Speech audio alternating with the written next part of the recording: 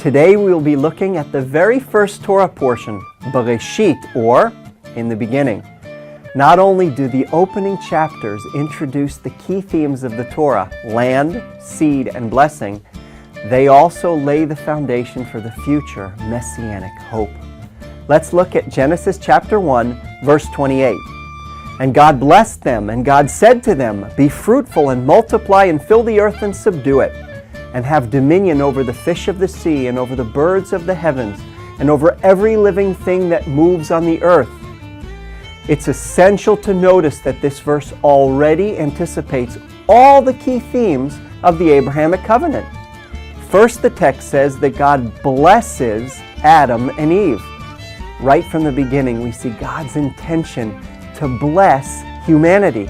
And that's the reason why God chose Abraham, to bless him, his descendants, and all the families of the world through him. Second, we see that God commands Adam and Eve to be fruitful and multiply and fill the earth. This creation command actually becomes a promise to Abraham. Your seed will be as numerous as the stars in the sky. Finally, notice God's command to subdue the earth, or in Hebrew, to conquer the land.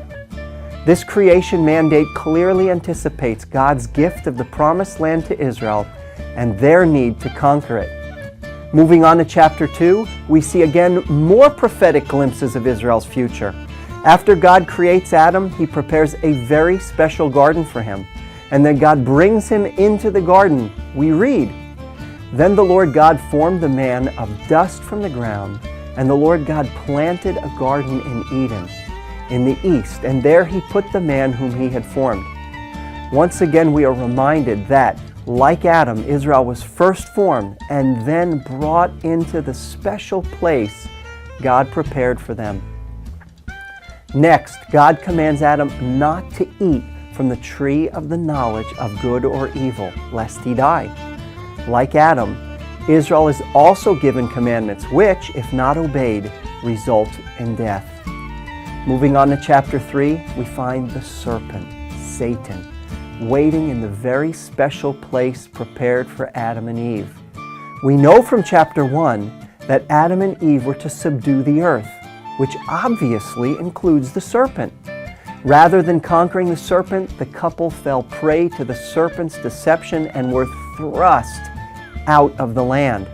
In essence, the first couple died in exile for their disobedience. Likewise, Israel was supposed to conquer the inhabitants of Canaan.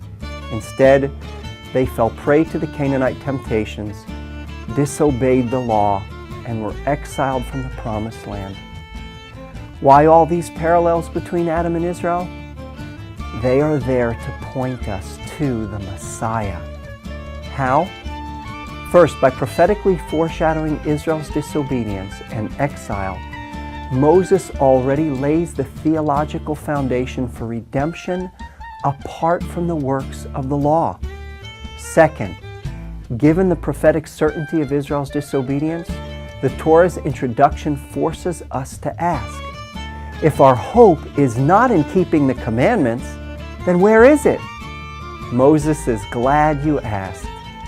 Even as God speaks forth judgment against the serpent, the woman, and the man, He prophesies the coming of the one who will defeat the serpent. I will put enmity between you and the woman, and between your offspring and her offspring. He shall bruise your head, and you shall bruise his heel. Victory over Satan and the inheritance of the creation blessings are assured, not because of our abilities to keep the law, but because of God's promise to send the Messiah.